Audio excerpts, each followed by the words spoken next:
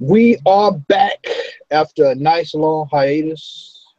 The Comic Hall and Roundtable discussion is in full effect. Tonight, we have Antonio Coleman, we have Al Rainey with the Kojak hat on, and we have Xavier Randall in the building. I'm Matt Odom, your host, and let's get right out of the gate. Let's get right down to business. But before before we get down to business, how's everybody doing? It's been such a long time. I am Doing good, wonderful. man. Doing good. Good, good, good. So let's get right out of the gate, and I'm going straight to Brother Antonio Coleman. What is your thoughts on the Defenders? You know, the Defenders were released 2 weeks ago now. Everybody on the panel has pretty much seen it. Al, did you see it? Check your volume. Check your volume.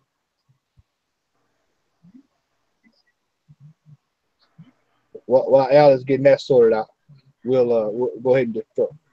Antonio, we'll I go ahead and defer to you. I'm going to say, man, I thoroughly enjoyed it. I mean, it was a good run. It was a really good story to tie all the characters in together. I really liked that. The acting was still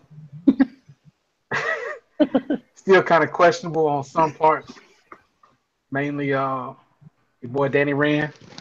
But I will give it to Iron Fist in this that they actually had him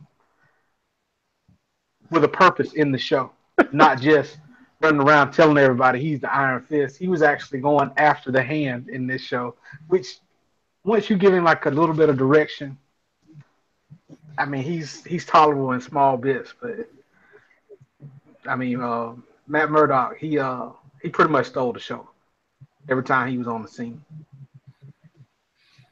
I thought it was pretty good. I really thought that the show was. Oh, there you go, Al. I hear you.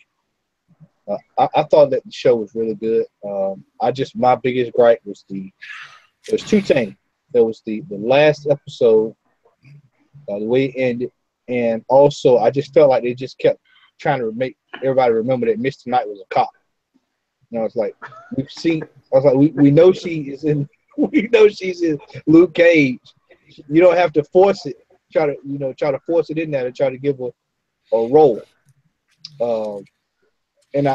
What's his name? The one that cut her arm off. He just gets on my damn nerves. He's The on way the he same level as talks. Iron. Yeah, he gets on my nerves just about as bad as Iron Fist does at times. But outside of that, man, I thought it was really cool. Um, I don't know if it's me, but I don't know if maybe a few extra episodes would have fleshed things out a little bit better. But I mean, it was a good starting ground, and it kind of tied in everybody's show to a degree. The good thing is that coming up next is we've got the Punisher, which we'll talk about that after this here.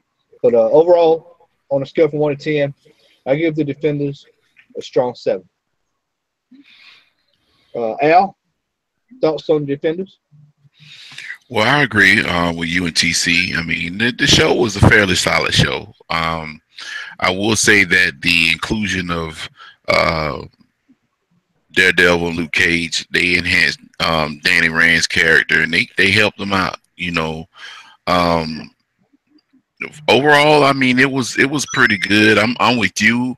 I haven't watched the last couple of episodes, but I think I don't know what they're getting at as far as their gambit regarding the number of episodes that they did for this particular season. Um, what intrigues me the most is what's going to be next. Is this a one shot deal, or is it more or less a continuing series with all of them after I in watch the last 2 episodes? I'm kind of like in the dark with that.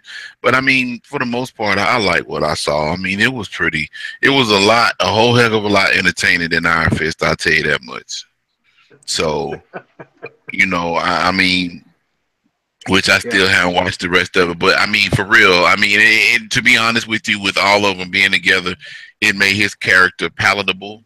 Like, ugh, Danny Rand's the man they call Danny Rand is on the screen.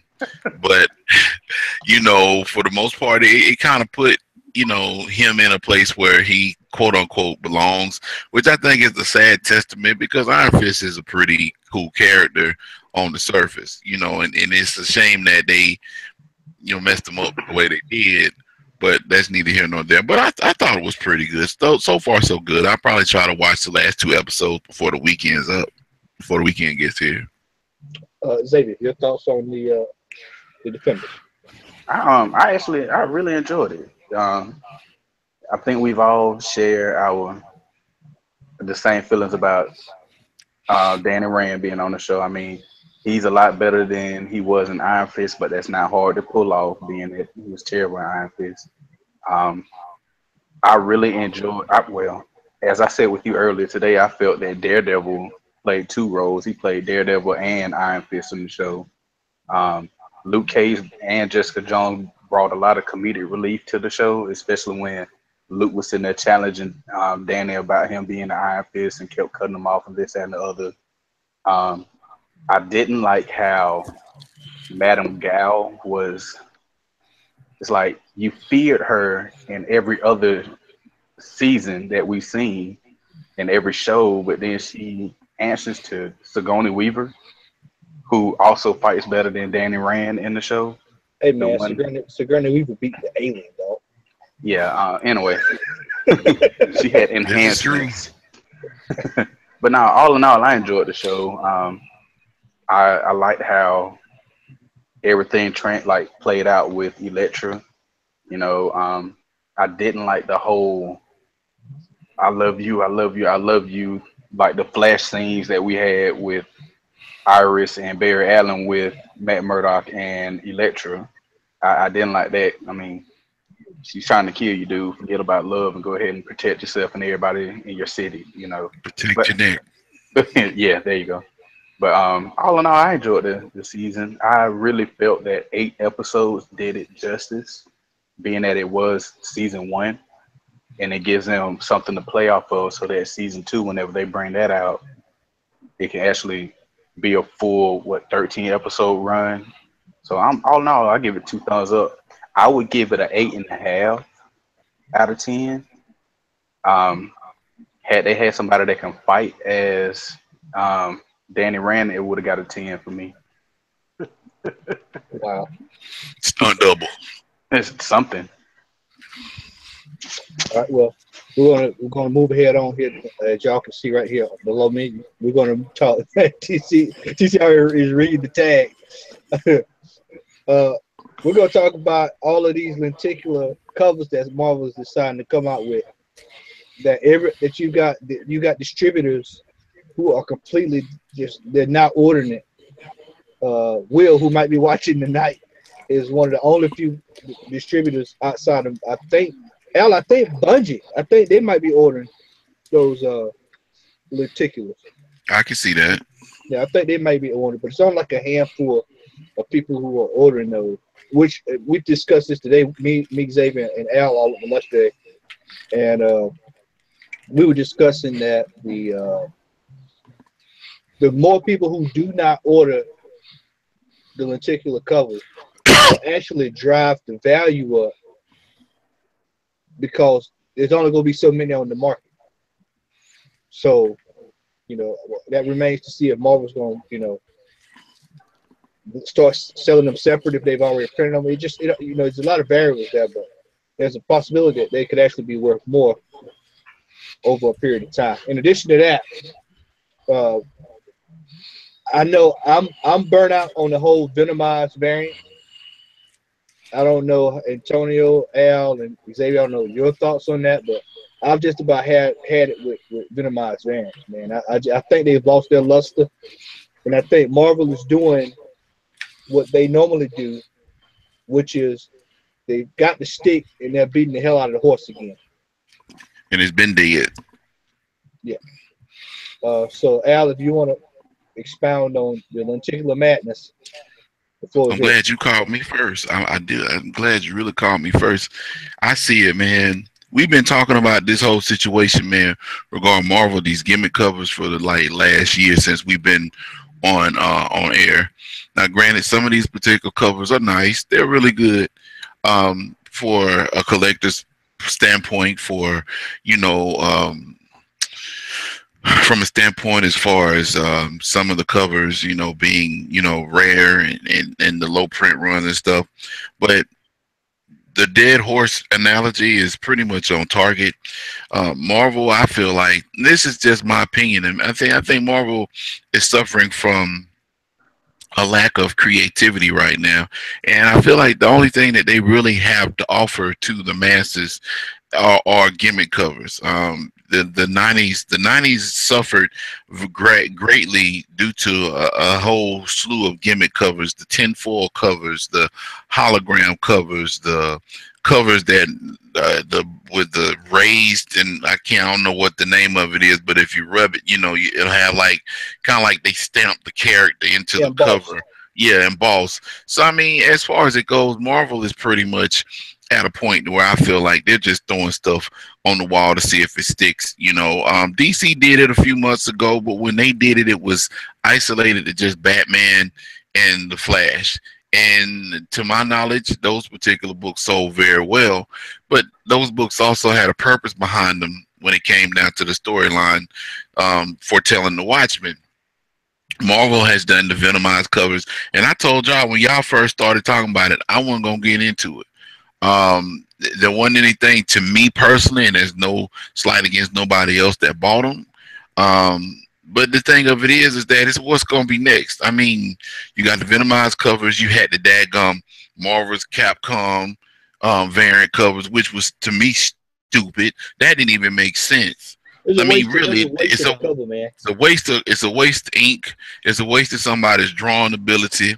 It's a waste of time for Marvel to come out and do a variant cover for Marvel versus Capcom Infinite. So at the end of the day, when you're looking at these daggum covers, do you know how many covers they're actually doing in the tickets? Probably about 200 of them. Knowing Marvel, I have they no do. clue how many, bro. Okay, I'm pretty sure they probably got a lenticular cover for every title that they're selling. They do. And not only that, they probably got a variant, probably about 4 or 5 variants for each particular title, for each lenticular cover that they're offering. That's stupid. And I don't blame a lot of these retailers because they already have to jump through hoops to get those rare low print comics. So for them to go out and say Marvel say, hey, in order for us to give you this one of a kind um, one above all variant edition of Avengers 699, you're gonna have to order 282 copies of the lenticular versions of each book we got. And to me, that's unfair to the comic retailer. I mean, if you could afford to do it, if you're a place like Midtown Comics, which has that type of traffic, then fine and dandy. If Will's able to do it, then that's cool. But I think it puts the retailers at a disadvantage. And then, even though you said that it'll drive the value of the book up, I think what the retailers are looking at, they're looking at the bottom line. How much is it going to be for me to buy these books and then for me to actually sell them? And it's not like they can say, "Well, I want to order two of this, two of that." They got to buy them books in bulk. That's generally how it is.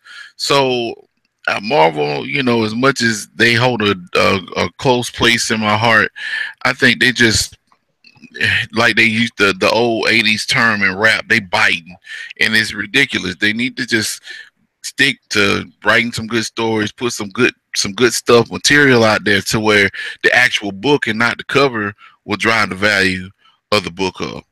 So that's all I got to say about it, man. Antonio? I mean, Al hit it on right on the head, man. Marvel to me is they're trying to reach too far at this point with the whole Venomized cover, with the whole renumbering now that they're doing with all the old comics, and I mean they are doing a lot of lenticular covers on there for it. And I mean I'm picking up a couple of them, but that's just because that's part of my normal pickup as far as for the stable of comics that I'm picking up on there. But besides that, I mean, you just really, like you said, like Al said, you forcing this upon the small shops to try to go and buy all these comics in bulk and then try to turn around and get just a few of these lenticular covers and then try to turn around and sell them and make a profit off of them. I mean, yeah, it's going to drive the value up, but in the end, is it really going to be worth it? I mean, are you just going to be sitting on 100 or 200 copies of the same comic where you sold, I don't know, 5 or 10 lenticular covers on there for it? Probably not. So I mean, yeah, I mean they're struggling with ideas. I mean they have plenty of characters to work with. They have plenty of stuff that they can do storylines with, but it's just they need to find direction in it. Well, I just feel like I just feel like Marvel, when they latch on to something, man, it's like they it's like a leech. They will not let go. And I feel like they can put out. I mean, let's and this is giving away a little bit of my haul today. But let's look at that Black Panther that came out today. I mean, the 17 with Storm on the cover. That's a high quality variant. Those are kind of variants that could actually come out and people will be interested in getting, versus them having, that type of, just those lenticulars where you got to order 75 of them. That kind of stuff is like aggravating. And as a collector, that really irks me. So I just feel like they could, I feel like they could do a little bit better as far as the variety. Xavier?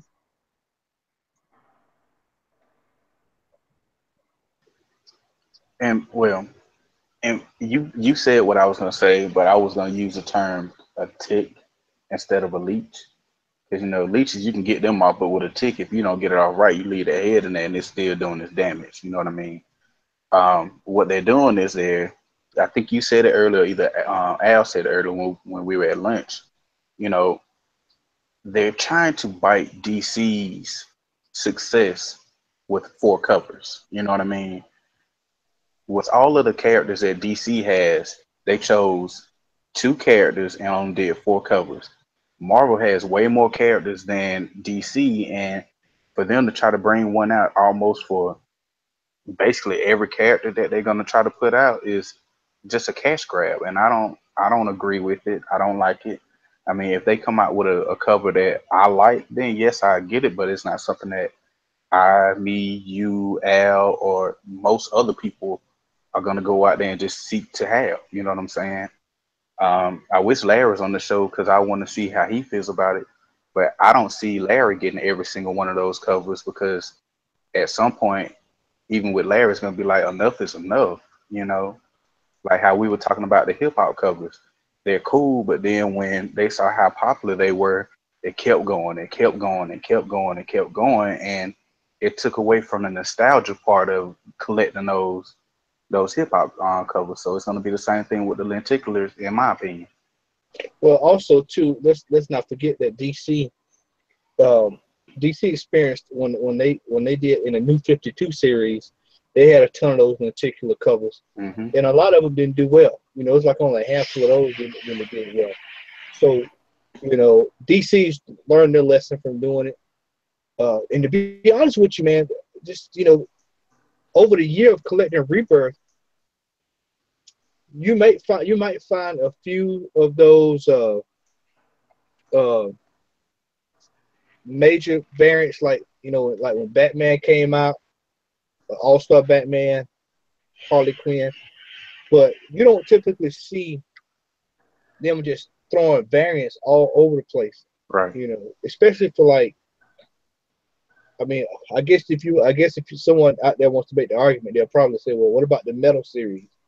Well, but that's directly that I feel like that's basically one particular storyline that those variants are for, as opposed to coming out with like an issue of, Deadpool's 35 or 665 or whatever. So with a lenticular variant that shows the cover of New Mutants 87, if that makes sense. I feel like Marvel just the cash grabbing. I mean, I have my thoughts on that, and also on those three-pack variant sets. But if I get on those 3-pack variant sets, I would be here all night. So we're gonna go ahead and move on to the next topic. the season finale of Game of Thrones was this past Sunday. I know Xavier saw it, and me and Brother Coleman saw it. And all I can say is that winter is here. Heads are about to roll, and some people are going to pay the price. Xavier Randall, we'll start off with you on this. Man, I know the season finale just went by, but I need them to go ahead and bring out the next season. You know, when you done sat here and brought in the Blue Eyes White Dragon and everything, you know, I gotta see more of it, especially with that wall coming down. And then I need them to go ahead and elaborate a little more. Like, I know the story. I know why Jon Snow is a Targaryen and everything, but I need them to elaborate more on screen, because not everybody follows the story like that. They, you know, they didn't pick up on the little hints that they dropped all previous six seasons leading up to this point. But you know, I'm really excited. I still hate Cersei. I gained a little more respect for Sansa in this one, but you know, I got to see it, and I need more of it. I need more. That's all I can say. I need more. Antonio? Yeah, I mean, I agree, man. It's that was one of the better episodes that they've ever done. And in fact, I think they said it was like one of the most watched Game of Thrones episodes ever. Was this one, because we all knew what was coming at the end with the dragon, and you know, to me at the end, I know people were like, well, the big surprise and deaths and stuff like that with like Littlefinger being killed, but you know, to me, the biggest loss of the whole show was probably the wall, because that Yeah, wall had been there since yeah, season 1, and just to see it come down in like a minute was right, just really jaw dropping. Just to see it just torn down like it wasn't nothing, and to see, and I mean, I really wonder what Tormund. That's my boy, man. I right, wonder if he right, made it out alive or not. So yeah, I mean, I'm excited to see what's gonna happen next season, because I want to see who lives, who dies, and stuff like that. right. Well, I'll tell you what, man. I just, I got into Game of Thrones late in the game, and I went back and watched a few of those older seasons, man, and just to watch the hell that the White Knight and his crew are unleashing. It's just like watching the NWO when they first started. That's what it looks like. It looks like the NWO the night after the beach, bash at the beach. I mean, that's the kind of wrecking machine that they are, man. What your boy say, Rocky, man? East Thunder craps lightning. That's Yeah, literally what it is. So I'm so excited, man. I mean, this is it, man. You know, we've only got what, 5 episodes after 6 episodes after this. Six. I think 6. Yeah, Yeah. six. So I mean, this is gonna be a grand finale of grand finales. And speaking of grand finales, we are 3 episodes away from the strain ending, and all three of us saw that this week. And I'm here to tell you, man, that ending was just excellent, man. We got next week is going to be even better. It looks like it's just going to be full steam ahead from here out. And Yeah, I just, it was such a pleasure to watch Icos get murked off of that show Yeah, this past Sunday, man. I had been waiting for him to get dealt with, and it was quite the viewing pleasure. The strain, I've read reviews about the strain, and some people are like, oh man, it's so slow, it's moving so slow. Oh man, it's just so, and I'm like, are y'all watching the same show I'm watching? Because I can give you Walking Dead the last season, and I guarantee, but most people say, oh, that's great theater, man. There's a lot going on there. But the strain, man, is the last 2 seasons have been completely outstanding. This season has been really good, and like I said, I read the book. And I can tell you that this is completely different than what the book is. There are aspects of the book that is sprinkled throughout this season, but as a whole, I can see exactly what he did. He made up for a lot of holes that were in the book, and so I was glad to see how they did that as well. Tonio, thoughts on the strain? I mean, the show is it's one of those shows, man, that just gets better and better every season of it. And I mean, I know a lot of people said that, the first season was kind of slow, which it was for the first few episodes, man. But you know, once the end of that first season and then the start of that second, it really just took off. And like you said, for this episode, of course, him getting killed off, that was I mean, it was kind of bittersweet because we know that Satrakian is he's gonna be gone too after this. I don't think there's no way to save him because if you do, the master's gonna know everything he knows. So Right. you're gonna have to kill him Right. on there. So that's really kind of the sad part because he's been there since the first episode as well, man. Get the gasoline. If they'd have just listened to him, they wouldn't have had to deal with all this stuff right now. But yeah, Right. the show is action packed, and like I said, 3 episodes left, man. And when you see Quinlan pulling out that bone sword, man, it's long days coming on that. Mhm. You gotta pack a lunch when you come with Quinlan, man. He don't play. I feel like they could, and we talked about this in private. I really feel like FX could actually do a show revolving around Quinlan. Yeah. Easily. And Yeah, just you and could. just I mean, and start, they've even shown that this season with those little flashbacks they done. Right. yeah. I mean, it would give Del Toro the the the uh, the pleasure of being able to, you know, create something from the ground up, and you can do what you want to do. It's kind of like the Fear the Walking Dead. Right. You know, I mean, you can do it as you go along. I really feel like that could be really good, man. And maybe a sprinkle or two here or there with some of the characters that's in the show now. Like the old man. He could be in a couple of because he's been around a while too. So you could probably throw him in there at some point. But I would love to see some of those old, especially like this season when they took him back when he fell in love with the lady. That was some good stuff. So Xavier, your thoughts?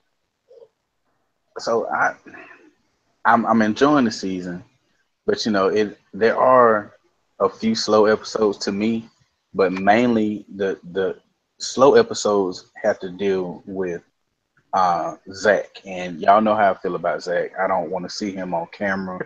I didn't need to see him get his heart broken when he saw that girl kissing her old man. I don't care about that. I didn't care about early in the season when he shot the tiger because he's still not a man. I don't need all that bitchery that he pushed out, But all in all, I am enjoying the season. I'm still kind of lost as to. I mean, I'm assuming, like you said earlier at Comics Plus, when you said that the blood thinners were laced with silver, because I'm still trying to figure out how blood thinners hurt a vampire. But I can't wait, and I agree with you 100% on they should do a spinoff with Quinlan, because imagine giving Del Toro 100% full creative control over something that does not have a true source material on it. Right, that's like every episode would be like Pan's Labyrinth all over again. You know what I'm saying? So I'm down for that. I hope and pray somebody that he knows stumbles across this show and hears us talking about it and puts that bug in his ear. But hey, wishful thinking for us all right now. Next up, The Punisher is coming to collect. The trailer has dropped. I've watched it 5 times. Every once in a while, when I want to get a taste, and I just want to hear his voice, I'll watch it. This is going to be epic of epic. This will be world class. You talk about world class television for Netflix. I'm just hoping they give me 13 to 14 solid just episodes. We're talking about Vietnam Punisher. We're talking about origin Punisher to present day, and it looks like that's what they're going to do. They're going to start from the origin and bring it right to where it is right now with Daredevil. So, I mean, we all know I'm a Punisher fan. We all know Brother Man Coleman is a diehard Punisher fan. and everybody on this panel is a Punisher fan. Antonio, we're gonna go back to you again, man. As a Punisher fan, have you already started marking the days off on your calendar yet, man? Yeah. You know Yeah, he man. has. Yeah, I mean, you know, I'm excited, man, and I keep hearing hints of there's little tidbits of stuff to keep dropping about the show and about the episodes, and I mean, it's really just nothing but just excitement. I mean, they talk about another hero being introduced, and rumor is it's gonna be Moon Knight because they've been wanting to bring that character in, just do a cameo spot, you know, and then see how people like the taste of it. If they like it, they can go in and put a petition just like they did. Have Punisher get his own show. But overall, man, Punisher is gonna be it's gonna be next level. And the reason I say that is that the actor that's actually doing the part, Bernthal, he's really dedicated to this role. He's taking the time to do his research. He's gone to comic shops, and you know, I seen an interview with him one time, man, where he said he went into the shop and got a few Punisher comics and brought it up there. And the dude in the shop was just like, "No, you're not picking these up." And he went and picked out the books he needs to read. And the guy just told him, he's like, you can't mess this up, all right? He's like, everybody's depending on you, and you can't mess this up. So, you know, I mean, after what we've seen in Daredevil and what he's doing, I think it's going to be a really, really good show. I mean, it might be on. I believe it's going to be on par with Daredevil as far as popularity wise once the show finally comes out. I was just That's about my to pose opinion the on it. question. But I was just about to pose the question. Do you think this will be the new marker for Marvel shows? Because I personally think that this show could outdo Daredevil. I mean, It has just a based off of possibility. the acting power alone. Yeah. I don't think it'll be a new marker because you have so many different types of characters with Marvel on their shows.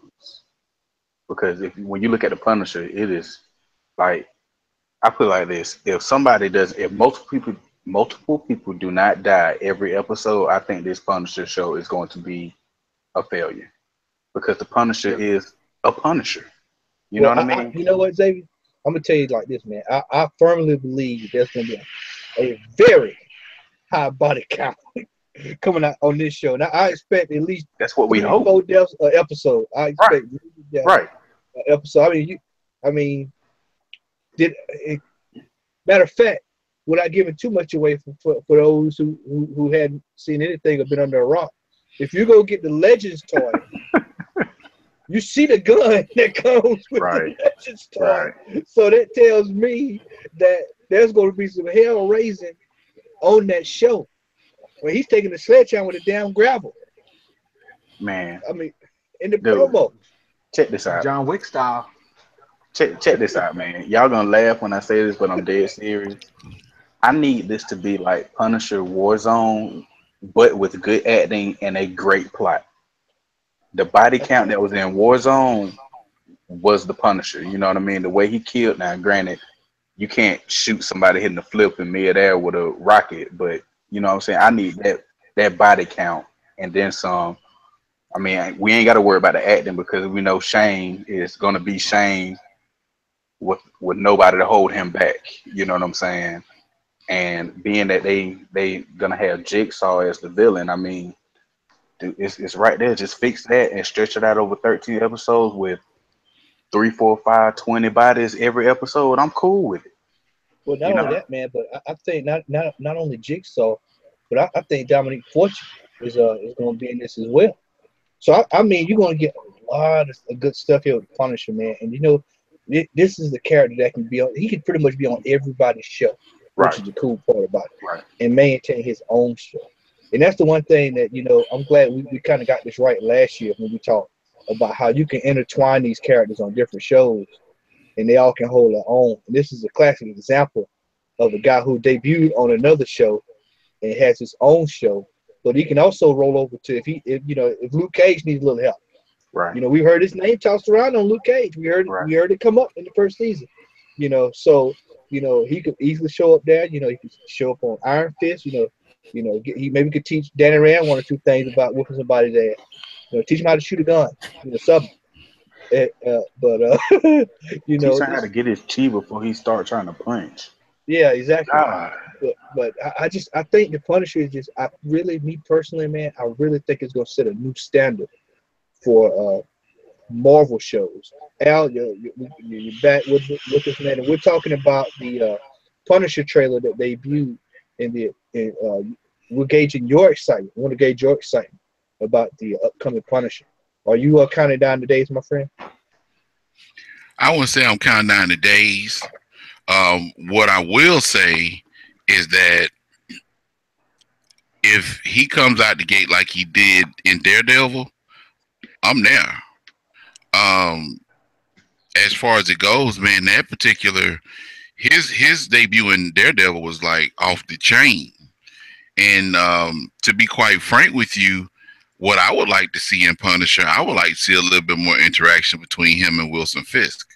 Because that chemistry between those two characters was just like, I could actually see, not necessarily saying he'll work for the Kingpin, but just that chemistry that they had with each other, in the prison and stuff.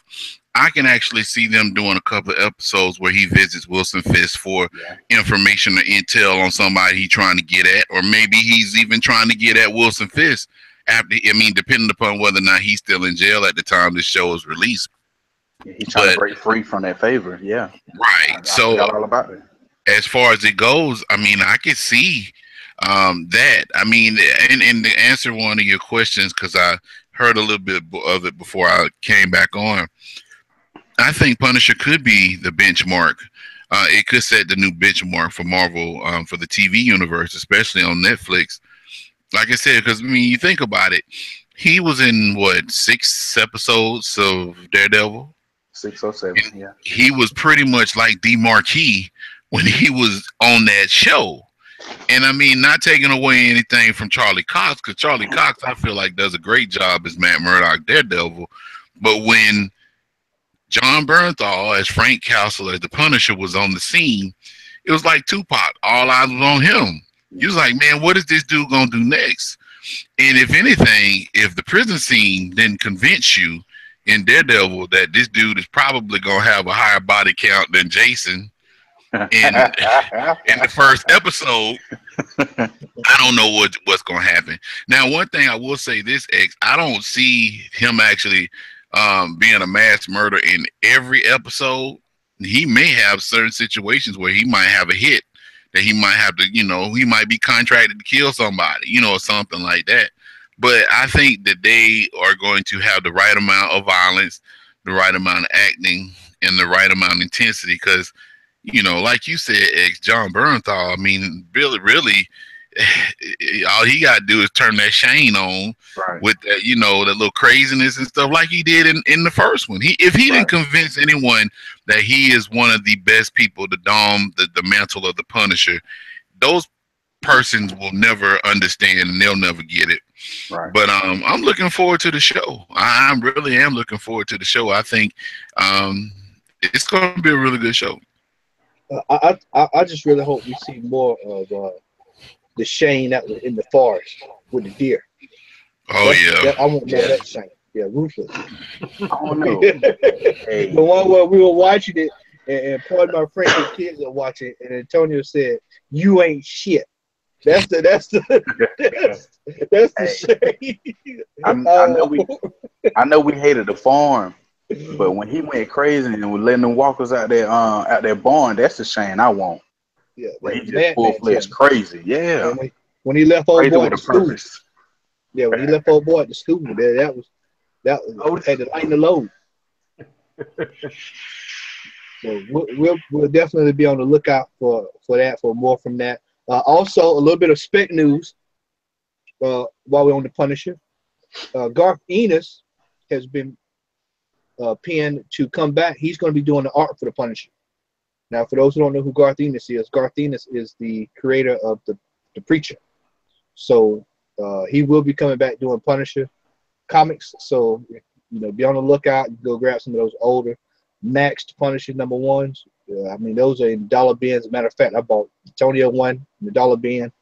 So, I mean, you can go grab you some of those for a little or nothing. So, you get all the Punisher you can while you can, because once that show comes, man, like I said, I expect you can for a reasonable price. Yeah, I expect it to be a top of the line hit. So we'll get it while you can. That's all I can tell you. If you don't, I guarantee that you'll pay the price. All right, next up, It. The trailer has been out. It's funny. I was in the store with Will yesterday at Comics Plus, our good buddy who runs the local store here, and he had the pop figure of Pennywise. The bitch look good. And I told him, he looked at me and he said, "Hey man, you want to get?" I said, "No, I don't want that in my house. I don't want." I still have a hard time watching It. I mean, that did it for me in clowns, man. When I saw It, the first one, man, that was, we were all like 12, 11, stuff like that, man. We were younger than that. Yeah, well, we were. It was like maybe 8, 9. I mean, it was hair-raising stuff, man. So, but I will say, man, I saw that trailer, man. No.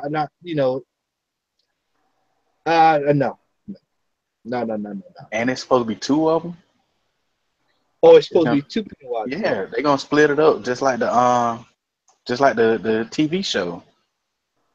Like the TV movie, how they had part 1 when they were kids, and then part 2 gonna be the adults. I got you. Okay, all right. I'm excited about this. Okay, all right. Well, I didn't know that. I thought it was just gonna be like 1. Okay. Well, there we go. That's a little different. I might have to They had to go catch that on an early afternoon. I'm damn sure not watching it at night. Antonio, how do you feel about It, my friend? It's this one is just as creepy as the one from back in the day, if not creepier. So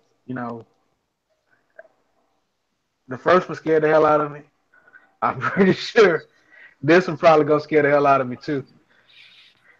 Especially if they redo some of those scenes, like where they were with the clown coming out the shower. Yo, that was yeah. That was one of those scenes, man. I don't want to see that again. What about the sewer scene?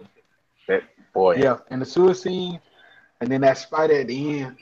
As long as they don't do the spider, I'm cool. Yeah, man, we don't need any. That spider was so cheesy, man. Superman versus Batman. What was that movie? The Scorpion King. We don't need any of that. No, we don't need that. No, we don't need that. I hope they don't do this battery acid. I hope they don't do that scene again. But Al, we're talking about It. Are you excited about It? Nah. You know what? I watched It back in the day, and unfortunately for me, I can say that I never grew up with that phobia of clowns. So it didn't really get to me like it did to some people. Now, it was a pretty good movie, but as far as like me just, oh my God, the Pennywise, no. No, I mean, but I mean, to each his own. This is not one of those movies that I will go see. Like, I gotta go see it, like Ragnarok or something. But if y'all went and y'all say, "Hey, Al, do you want to go?" and I was free, I'd be like, "Sure, I'll go." But at the end of the day, it's gonna open up a new generation of kids being scared, pissless. Because think about it. I mean, you just mentioned, Matt, that you all 8, 9 years old. I'm a little bit older than y'all, but when you watch the movie, so you're gonna have some 8, 9-year-old kids now, which because think about it, if a parent takes the child to see Deadpool, they'll take their child to see anything. Right. So you're gonna have some 8, 9, 10-year-old kids in there getting scared. Urine running down their legs to the floor, soiling the drawers and the pants and the socks and the shoes. But I mean, as far as it goes, I'll check it out. I tell you what, man.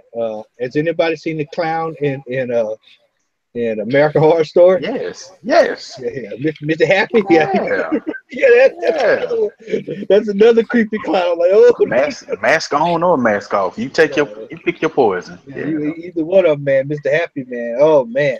And they doing. That's kind of what this new season is supposed to like revolve around. Is like clown. And I was like, oh Lord, this, The this is cult. the cult, man. The debuts next week, by the way. So that is that. All right, so we're gonna get down to the meat and potatoes here. We're not too far away from wrapping tonight, so we're gonna go ahead. I'm gonna go ahead and get this lined up, and I'm just gonna go ahead and throw this on up on the screen, and I'm gonna let Al. The floor is yours, my friend. Have at it, my man. Oh. Flopcom announces its full roster. Marvel vs. Capcom. Wow, man, why you set me up for the okie doke, man?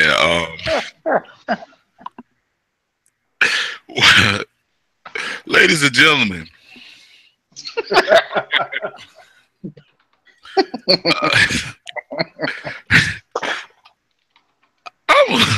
I'm gonna try to keep this short. Hopefully. Hey man, the floor is yours, man. Hey man, it ain't enough time in the rest of the day and tomorrow, man, to be talking about this foolishness.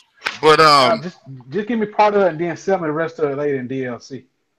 you know what? That's exactly what we're going to do. Good analogy. Excellent analogy.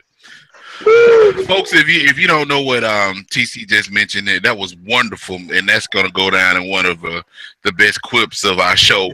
But I will go back tonight and copy that piece of audio and put it in the thread. That's right. Post it in Pop Culture Buddies for your boy. But yeah. So anyway, Marvel's Capcom Infinite is the 4th series in the Marvel's Capcom fighting games, the versus fight games. And ever since the first Marvel's Capcom, most of the fans have wanted pretty much a different array of characters on both the Marvel and the Capcom side. Marvel's Capcom 2 being the largest roster that they had, if I'm not mistaken. It was a total of 63 characters. Now, mind you, some of those characters were whack. Some of them were okay. Some of them were mediocre. Some of them were great. But the fact of the matter is that you had 63 freaking characters that you could choose from to fight against your peers. Now, in the onset of the advent of the digital revolution with video games going towards more of electronic or downloadable content, our good friends of Capcom have decided, well, not even really with Street Fighter V, but starting with Street Fighter Cross Tekken, that they're going to basically strip some of their games down, and then at the same time start offering DLC offerings for various things. Case in point for Street Fighter V. Street Fighter V has a plethora of crap, costumes, colors. Now, I have really big issues with the fact that, you have an opportunity to win in-game money, but winning in-game money and getting enough of it to actually be able to effectively purchase items in the game like costumes and stages,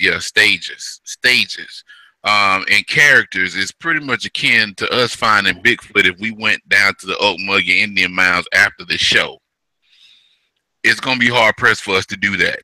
So, keeping in spirit with the whole capitalism thing, Marvel decided and Capcom decided that what they were going to do is put out a roster of 30 people. Now, the biggest issue with the casual fighting game community, and I'm not including the fighting game community because they're another animal in and of itself, but people like myself and TC and X and Matt that have actually grown up and watched and played these particular games, we know what they have to offer. We know what they had to offer. I mean, yeah, Mingo wasn't that great of a character, but he was a freaking cactus. And you could do supers with that Joker and all kind of stuff. You could pair him up with Cammy and Rogue and whoever else you wanted to play with. Now, when Marvel's Capcom Infinite and Matt has so eloquently placed the roster on the the screen for our viewers to see. And by the way, thank you for joining us. I didn't say that earlier.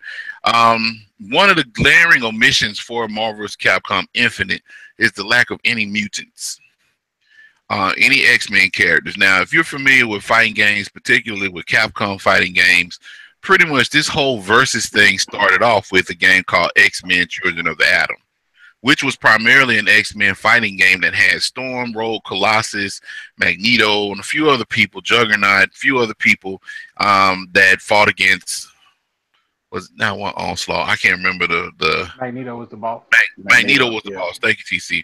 So, and then the actual versus games grew out of that. So you look at the roster and you look over the fact that there's not any X-Men characters, which is a big issue for a lot of people. The second thing that you're looking at is the fact that there are a lack of newer characters. MC had the audacity to say that there were 6 new characters, although you can't really count Mega Man and Thanos because they've been in the game in some shape, form, or fashion in the past. So you're looking at Jeddah and a couple other people that I can't even remember. Gamora, and I don't know because I ain't really too enthused about the game, but there's not that many people. People have been complaining about the graphics. Marvel has gone back and improved some of the graphics to an extent. The game has been akin to being a mobile or a console version of Contest of Champions, a game for the Samsung Galaxy S7.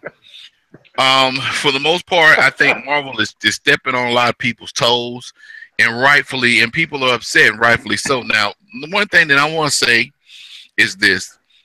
I've seen forums where people saying, well, people are complaining about this, that, and the other. People are never going to be happy. And you are correct. Most of the time, people are not going to be, you can't please everybody. I'm pretty sure of all the people that are in our hall that participates in this particular show, if I brought a thing of Rocky Road ice cream, it's going to be one person that probably won't eat it. You can't please everybody. At the same token, you have a majority of people that have been unified as far as their displeasure in reference to this particular game, the lack of characters. And it seems as though what they're trying to do with this game, they're trying to steer clear of anything that was associated with mutants. For example, Deadpool is one of the most popular characters in Marvel vs. Capcom 3 and Ultimate. He's no longer in the game. You have no Storm, no Wolverine, no Cyclops, no X-23, no Magneto, which I'm shocked that X-23, considering her popularity from Loki, wasn't in the game. Right. But, you know, a lot of people think it's a conspiracy theory to allow for Marvel to try to erase the mindset of people wanting mutants. As a matter of fact, there was an article that came up a few weeks ago or a couple months ago where this gentleman, for a better term of words, from Capcom had the audacity to say that people would not remember the X-Men. Now, I find that very hard to believe because, you know, at one point in time, Wolverine was shoved down everybody's throats, and now Deadpool is the same way. But I digress. But, ladies and gentlemen, I think it goes without saying for those who are on the panel that play video games, because all of us are avid gamers, we will not be getting this game as a form of solidarity when it releases. I'm not going to do business with Capcom. I got burnt with Street Fighter 5. I got burnt once, and it wasn't gonorrhea, to quote Old Dirty. But anyway, that's an old Wu-Tang lyric for those that don't know. But anyway, at the end of the day, I feel as though there should be fan service given, because at the end of the day, you look at the fighting game community, and a lot of these games have started to be geared towards fighting games. The community, the FGC is what they call it, which is all fine and good. But each one of these panelists know we met each other for the most part in some shape, form, or fashion at the arcade or video game store that sold these games.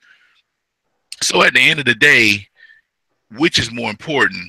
Is it the fighting game community, or is it the masses that actually buy the units to push for a sequel to the game? And I think at the end of the day, when you're looking at the circumstances that surrounds this game, with the number of people that are visibly upset and have voiced their displeasure about it, I think it's time for Capcom to take note and to be that company that they used to be and provide, you know, the things that customers want. Because at the end of the day, when customers are happy, what happens? You work at Best Buy, so you know when you service a person and that person is absolutely happy, satisfied with the service that you provided to them, they're gonna come back. They're gonna be Right. repeat customers, and that goes the same with any type of business, any type of business model. When you make sure that you try to appease the majority of the people that put money in your pocket, those people come back. Case in point, Tekken 7 just came out a few months ago. It outsold Street Fighter 5 within 7 months. This particular game has garnered great reviews. Yeah, of course, you have a few people that are upset, but for the most part, people are happy with that game. So you don't have a problem with people saying, "Okay, well, I'll spend $24 for a season pass to get Geese Howard and Tekken Bowl and a few other DLC characters that drops." But with Marvel's Capcom Infinite, like TC just alluded to, you're getting all the new characters in DLC, with the exception of 2 or 3. Now they tease Black Panther as a DLC character. Why ain't he in the game? That makes no sense. If you want to draw people to the game, hey, Black Panther, man, he's going to be one of the characters in the game. At least make him unlockable. But no, Capcom has decided that he's going to be a DLC character. And I guarantee you, Black Panther better be off the chain. I mean, he better have super what he called a Panther God and Killmonger and Man Ape and everybody from Wakanda come out and just mollywop you at one time. Or else people are going to be pissed. So I end this by saying, when it comes down to Marvel vs. Capcom Infinite, Capcom, y'all need to do better. I'm pretty sure y'all ain't watching. And if somebody happens to get this into an executive's hand, I purchased all kind of Capcom products dating back to Street Fighter 2 from the Super Nintendo. So I have a right to complain. I have a right to voice my opinion and my displeasure. I bought EX. I bought EX plus Alpha. I bought Street Fighter Alpha on the PlayStation. I bought Street Fighter Alpha 3 for the Dreamcast. I bought Street Fighter 3. I bought Street Fighter 3 Third Strike on the Dreamcast. I bought Street Fighter 4 for the 360. I bought Street Fighter 4 Ultra Megafied Championship Green Sword Edition after that came out. I bought Marvel vs. Capcom 1 on the Dreamcast. I bought Marvel vs. Capcom 2 on the Dreamcast. Marvel Superhero. Marvel Superheroes. I bought an import of Marvel vs. Capcom on the Sega Dreamcast that you had to get a RAM control with 64-bit or whatever 8-bit 8 gig controller that you had to use that game. So nobody can say that I'm not a diehard Capcom fan. I love Capcom, but at the same time, I'm not going to support this game. I refuse to. And if you are a consumer and if you feel the same way, most times what you can do with most companies to show them that you mean business is not to spend money with them. Yeah. Capcom is right. Capcom is screwed over people. Start with Street Fighter Cross Tekken when they had the extra characters on the disc and you had to pay $20 in order to get a key pretty much to unlock those characters. That's where it really started with them, and it's been going downhill since then. So ladies and gentlemen, please forgive me for my pedantic rant if you feel like it's pedantic. But I feel like this particular game is not Sigma. Really, Black Panther and Sigma. Okay, so my thing is that if you want to go buy it. It's your money. Use it wisely, like the J.G. Wentworth commercial. But as for me, I'm not buying it. I'm sorry. I refuse to. I'm not going to get that game. Like I said, I got burnt with Street Fighter 5. I'm not getting burnt again. So, ladies and gentlemen, that's all I got to say about that. Thank you for your time. All right. Well, let's look at. We defer to Tony in just a second, but let's look at this roster here. Now, I'm sitting here looking as you were talking. I was listening to you, and one of the big things that I saw about 2 months ago was they said, "Oh man, we got fresh new characters," and I mean Bionic Commando. He's not new. Chris Redfield. He's not new. Chun-Li, she's not new. Dante, not new. Was Firebrand in the other Marvel vs. Capcom? Yep. Yeah. Yeah, not new. Frank West, Not new. not new. Oh well, we got Jetta from Darkstalkers, and that's not even the character everybody wanted in the game. Everybody in Nope. Marvel been screaming for John Talbane John Talbane. for God knows how long. That's for years that people Yep. wanted him in Marvel vs. Capcom. Okay, well, we got Mega Man. Mega Man is back. No, that's not new. Mike Hagar, not new. Morgan, not new. Nemesis was in the last one, correct? Yep. Yeah. Not new. Ryu, not new. Definitely not new. Been in all of them. Strider Haru, Nope. definitely not new. Oh, we got Zero. So that offsets Mega Man. But No. what, he in Marvel vs. Capcom 3 or an Yeah. iteration of him? He ain't new Yeah. either. Yeah. All right. So we go over to Marvel. We got Captain America, Captain Marvel, She's new. Doctor Strange, He's not new. Dormammu. He was in the last one. Yep. Gamora, She's new. Ghost Rider, Nope.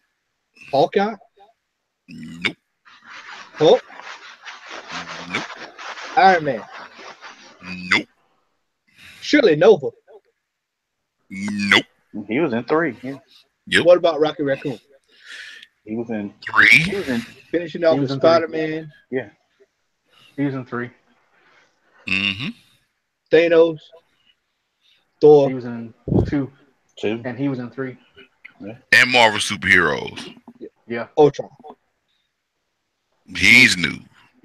Capcom should absolutely be ashamed of themselves for putting this game out. This Mhm. I liken this, and y'all are going. This for those who y'all are going to enjoy this one. I liken this to when you were a kid, and you would go to class, and you would get like a 53 on the paper, on your signed paper, and you would hand it to your parent, and your parents would get it and say, "Well, how did you get the 53?" And then, did you study? And then you'll say, "Yeah, Mom, I did study. I studied. I tried the best I could." And they say, "Well, hell, son, you got a 53. There's no way that you could have studied to get a 53. You can't escape a 53." So if I was a teacher, I would give this F15. See me after class. Capcom needs to be it is an absolute disgrace that a company in 2017. Now, if this was 1996, I would let you slide. But in 2017, we have Blu-ray discs. We've got storage devices. There's no way you can tell me that you cannot put 60 characters on a game. And I don't know the full number, but I can just about guarantee you there are more characters in Marvel vs. Capcom 2 than there are in this right here. Way more. But And see, that's not it. And that's before time release, by the way. Right. But see, this is the thing. If I could add this, it's not even the fact. My thing is this.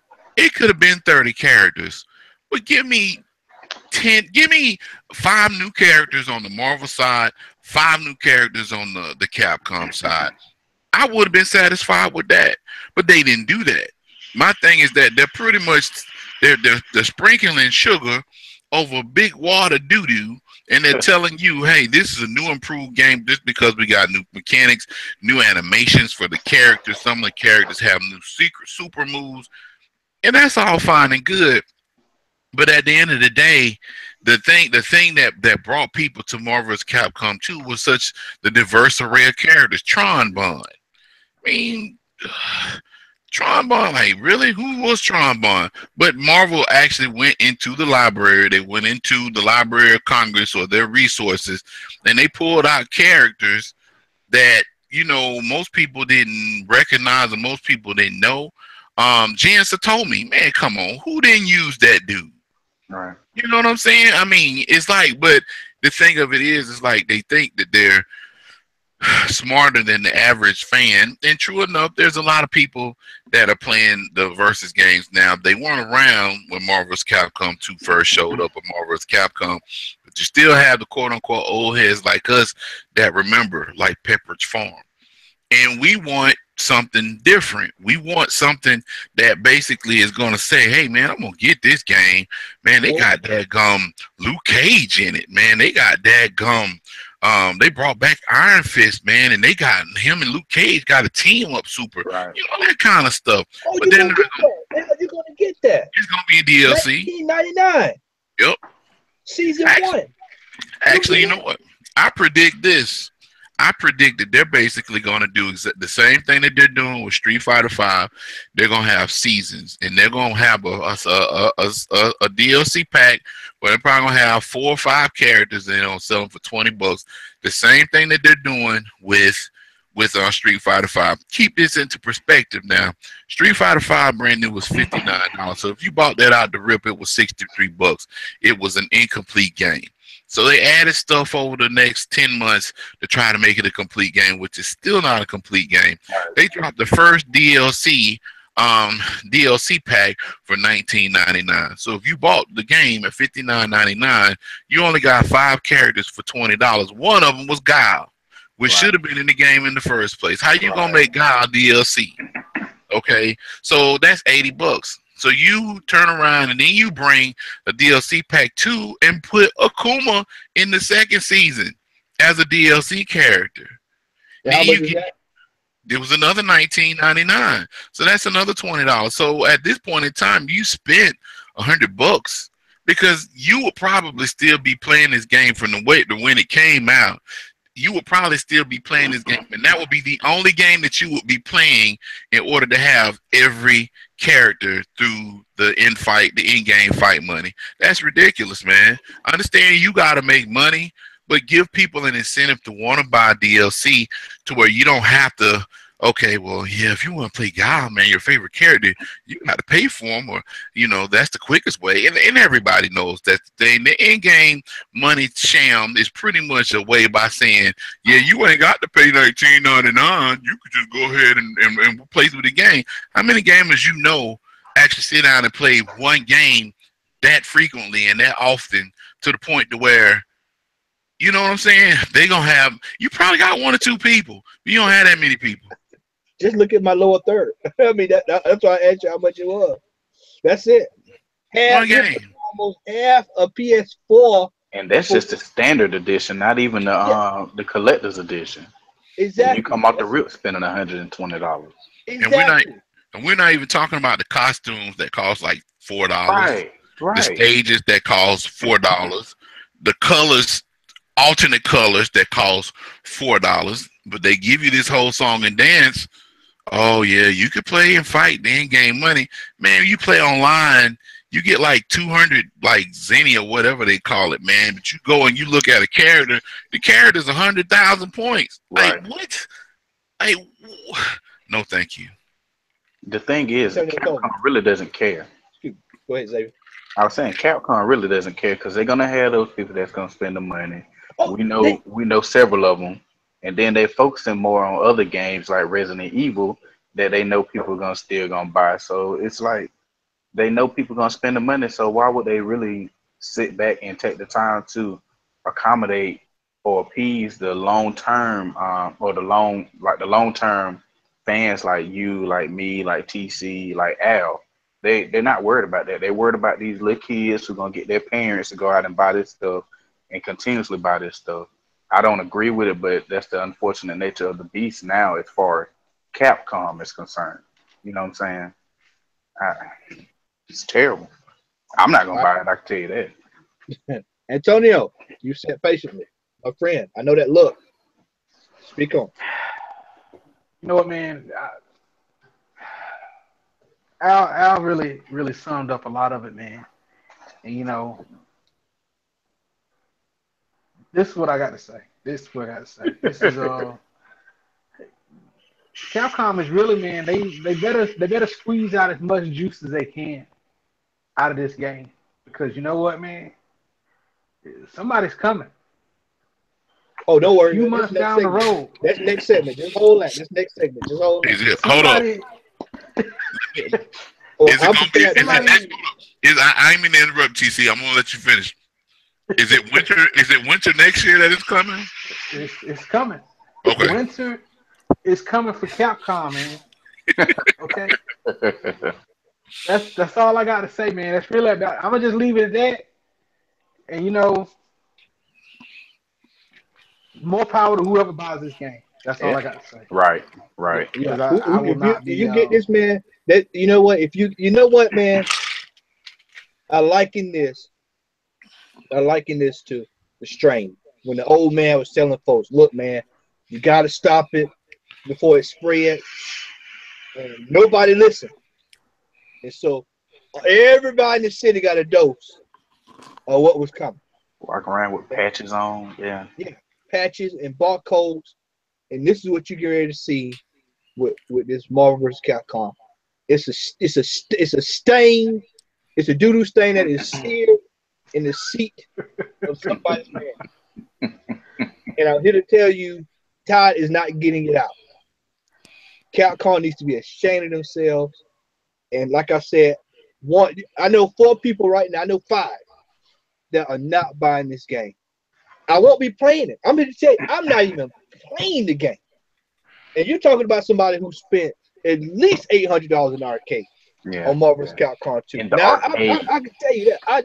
I have a witness to know that will tell you right here next to me that he saw me in the arcade for 3 years, every day for 6 hours a day playing Marvel's Capcom 2 with quarters.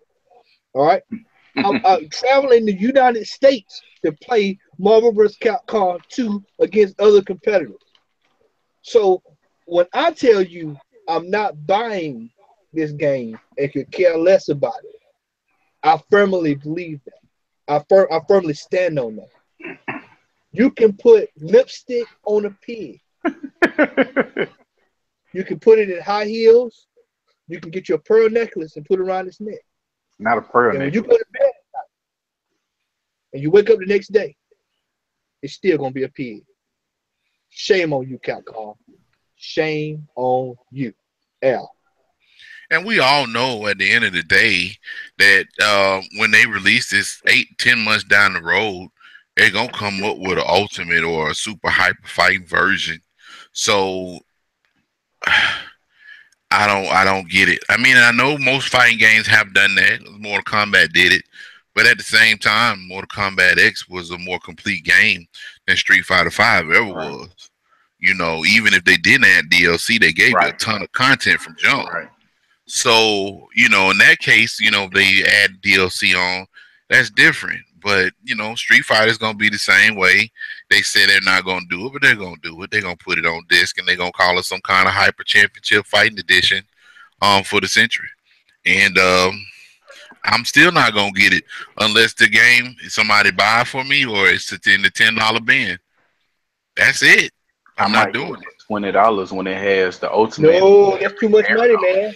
That's too much, man. Hey, man, for $20, you can go get you a variant. You can go get you a 1 of 10, a 1 of 20. No, there's no way I'm spending $20 on a Marvel. If somebody buys that game from me, just know that you're gonna have to buy at least $60 worth of PlayStation Network money, so I can get the rest of the characters when they come with it. So go ahead and be ready to spend $120 if you're gonna buy it for me, because I'm not gonna buy it. And at $20, it ain't gonna be no time soon. Well, I predict. Go ahead. I'm sorry, sir. I was gonna say I predict they gonna have at least 4 seasons, and each one of them seasons probably gonna have 4 characters in it. That's what they're gonna do, man. I'm telling y'all. 2. That is a saving grace. That is a saving grace, y'all. That is a saving grace. And we're looking at it right here. Dragon Ball Z, Fighter Z will be released next year.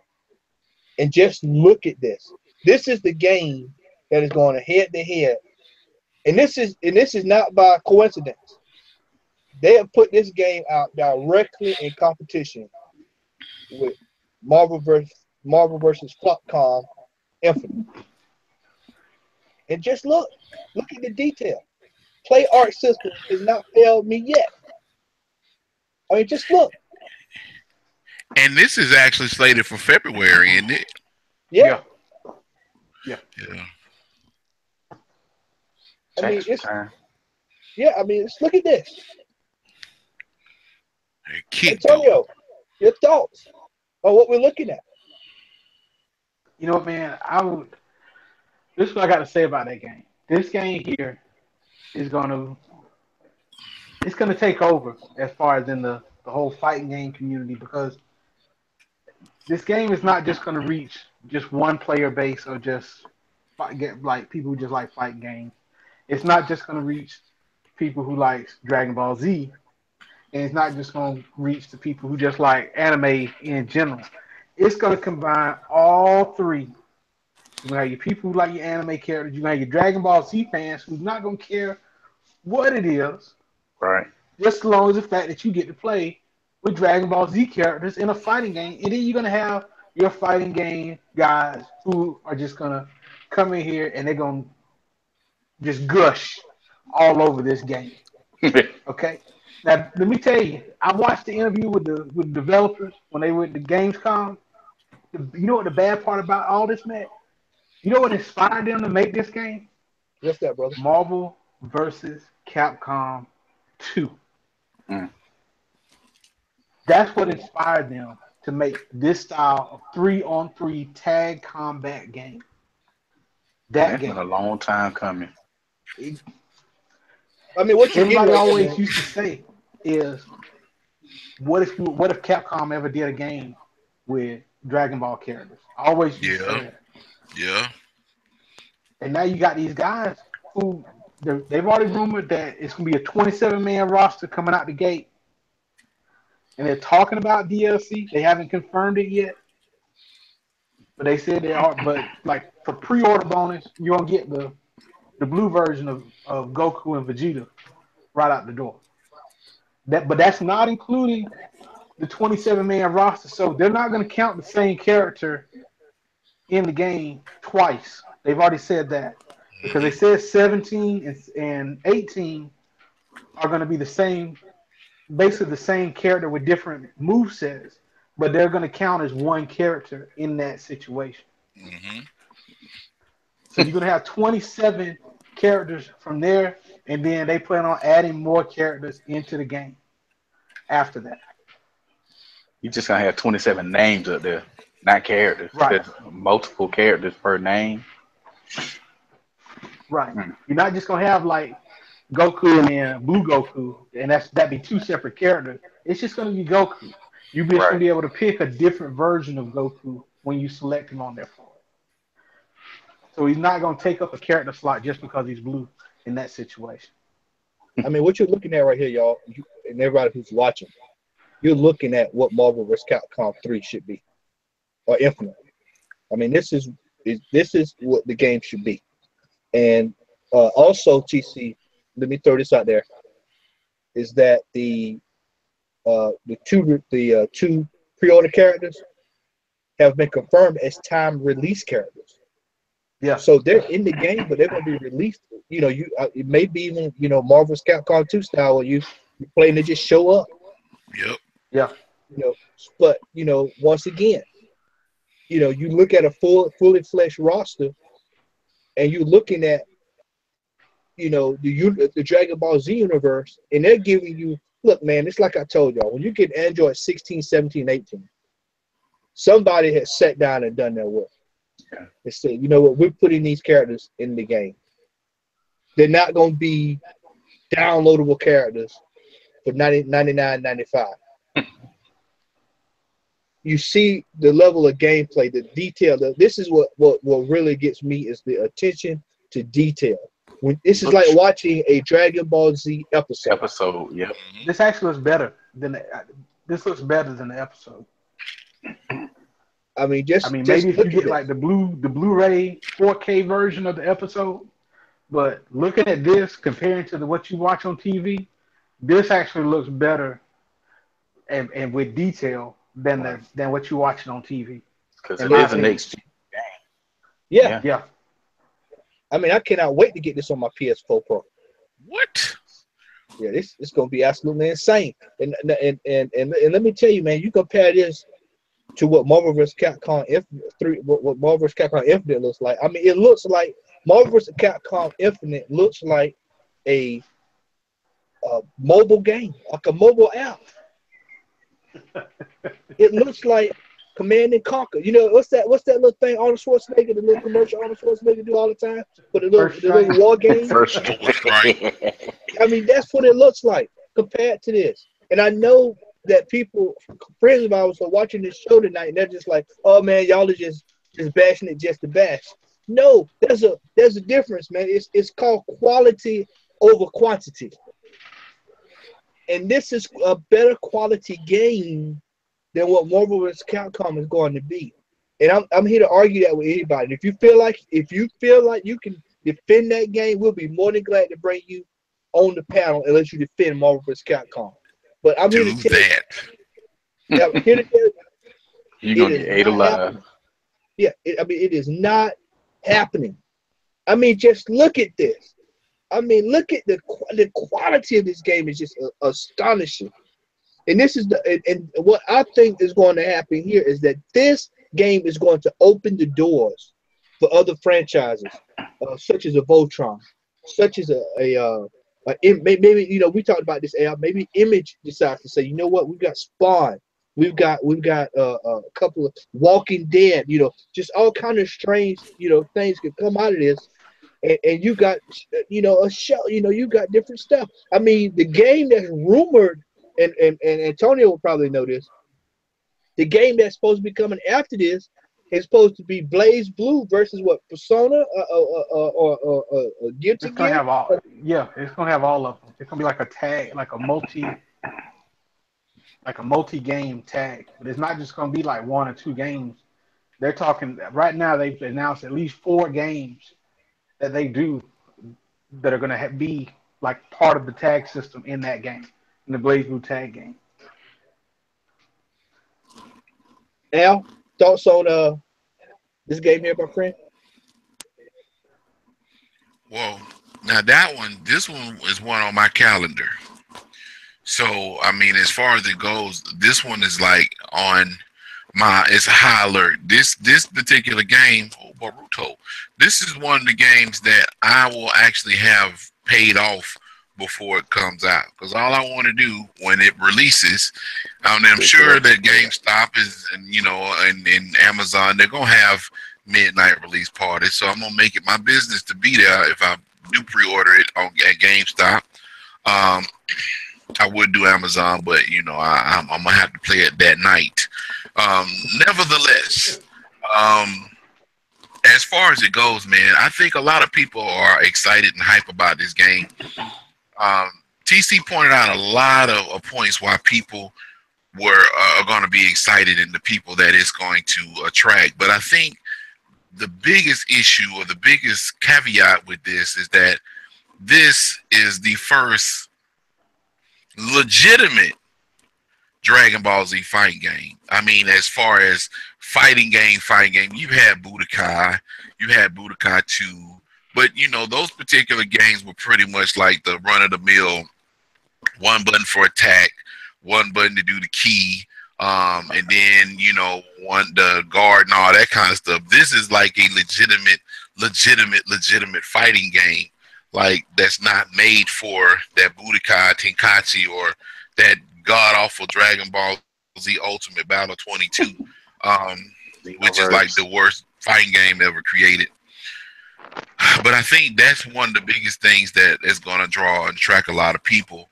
And a lot of people might say, well, y'all are critical about Marvel vs. Capcom. Like I went through my whole spiel, I pretty much have owned just about every Capcom fighting game, including games I didn't mention like Darkstalkers and Project Justice and Rival Schools and Plasma Sword. A lot of folks don't know anything about them games, but they exist. So, I mean, as far as it goes, that game, the Dragon Ball Z Fighters, is a top-notch game. One thing that I'm waiting for, which TC, just to bring this out too, you think about the possibilities for DLC. You got Dragon Ball Super, which opens up the door for an entirely new set of characters that have yet to actually appear in a Dragon Ball fighting game. Yeah. So when you're dealing with that type of situation, you're dealing with a situation where you can have what's the name of that group Jiren and Topo's in, the Justice Friends or something? You know what I'm talking about? I know what you're talking about. I mean, you got them. You pretty much have a pick of any of the like any of the universe's main characters from Dragon Ball Super. You got Goku Black. You got all these people. You got Kai's. You got the gods, Beerus, Champa. You have the opportunity to make this game out of something really spectacular, and that's what I'm looking forward to. And see, in that regard, I don't mind paying for DLC if it's going to add something to the game that's already a complete game, if that makes sense. So man, I'm that game right there is probably that and Red Dead are like the two games I'm looking in God of War. And never mind, it's a few games I'm looking for next year, but Dragon Ball, Dragon Ball Super, that means Dragon Ball Z Fighters. That it will, Lord willing, it will be picked up in February. That's gonna be a priority for me to get. Yes, sir. Well, I mean, it's the consensus. The consensus here is that this is going to be a winner, and I'll just go ahead and put this out there. Fighting game of the year next year. It's hands down. You can say what you want to say. I'm already sold. I can smell crap a mile away, which is why I'm not getting Marvel vs. Capcom. I smell donuts. I smell Krispy Kreme with the light on, and you driving down the street, and you have to pull over and get you a dozen because it's going to be a good set. So I expect this to be a winner. And everybody on this panel, I can guarantee is getting this. And I'll even tell you this, man. I'm gonna buy the collector's edition, and I don't know if I'm gonna buy collector's edition of the game. I'm buying the collector's edition of this, and I know Antonio's already did his because he even put it on the official page. So I know that people here gonna get it, and Al is probably gonna get the collector's edition this as well. So yep. All right, so we're going to go ahead and move on here. It is time for our top 10. And I've got my top 10 platform games here. And we'll go ahead and get this list rolling. Number 10 on my top 10 platformers is Paperboy. Number 9. Oh, yeah, the Grim Reaper. Number 9, DuckTales. Number 8, the Ninja Gaiden series. Mm-hmm. Number 7, Ghosts and Goblins, Ghouls and Ghosts, whatever you want to call it. I never got the first stage, so I don't know. All I know is the first stage was enough for me. That's it. The number 6, Bonk's Adventure. Number 5, the Castlevania series. Number 4, Donkey Kong Country. Number 3, Metroid. Number 2, Sonic the Hedgehog. And of course, number 1 is some consider the greatest of all time, Super Mario Bros. That is my platform list. Antonio. Good list. All right. Let's start out my number 10 is Ratchet and Clank on PS3. Oh, that's a good game. Number 9, DuckTales. Same one Matt had his number 9. Number 8, it's kind of a newer one. I don't know if any of y'all played it. It was called Shovel Knight, which is kind of like a throwback. That. Yeah, it's kind of a throwback game that they came out.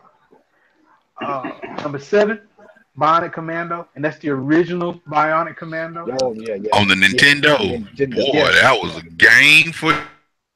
I actually beat that one. You shot and killed Hitler at the end of it. Yep. Number 6, it's gonna be the Sonic series. Number 5 is gonna be the Castlevania series, especially Symphony of the Night. That game was just on another level.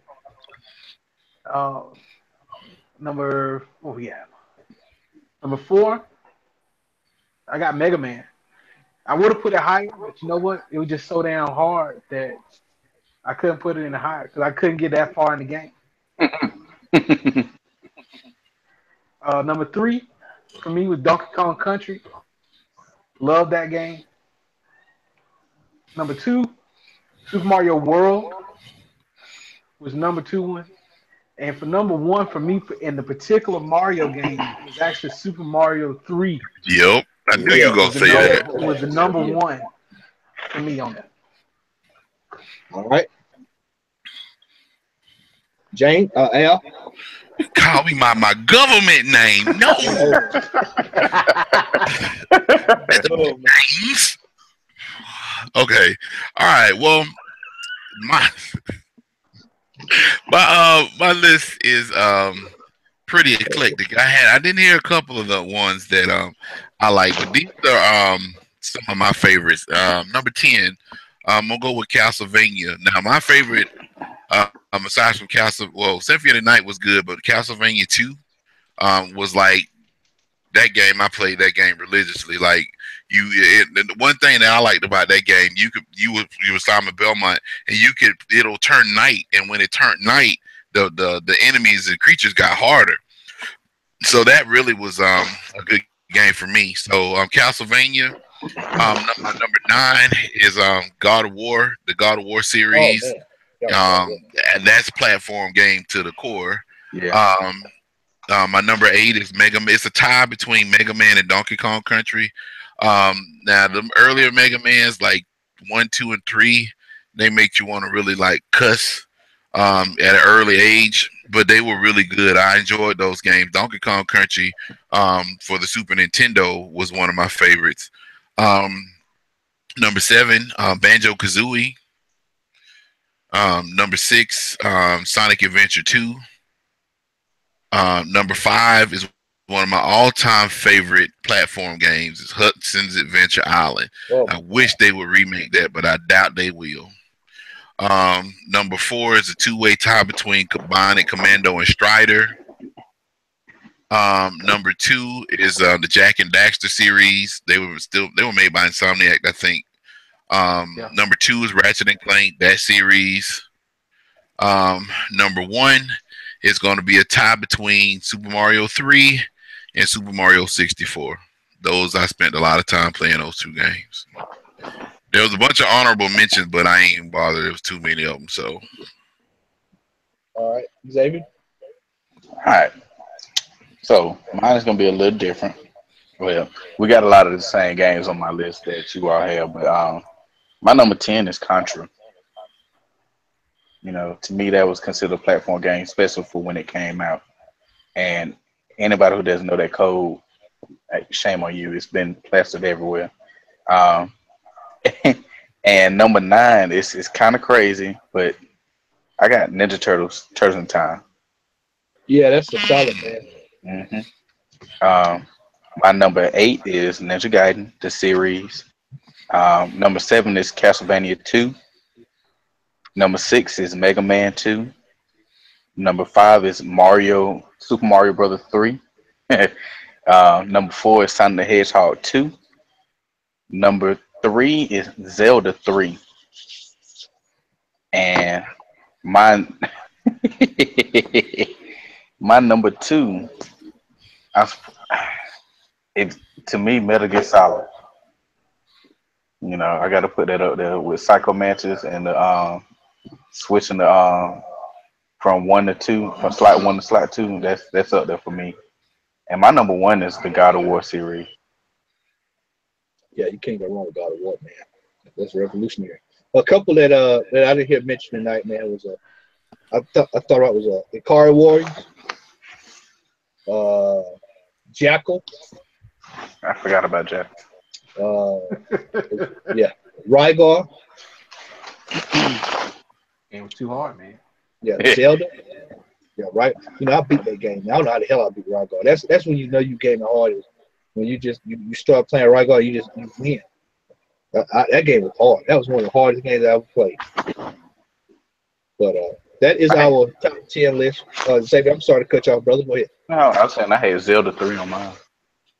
I'm sorry. I guess I didn't hear.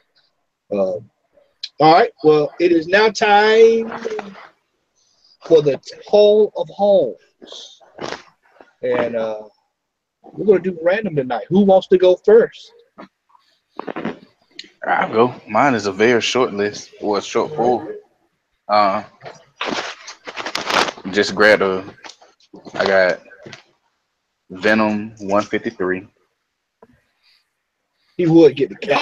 Oh, hey, lying man, Mike Hagar, really? Hold that back up, man. Like Rick Rude, man. Is that him and Spider-Man? Fat, out of shape. Rick Rude.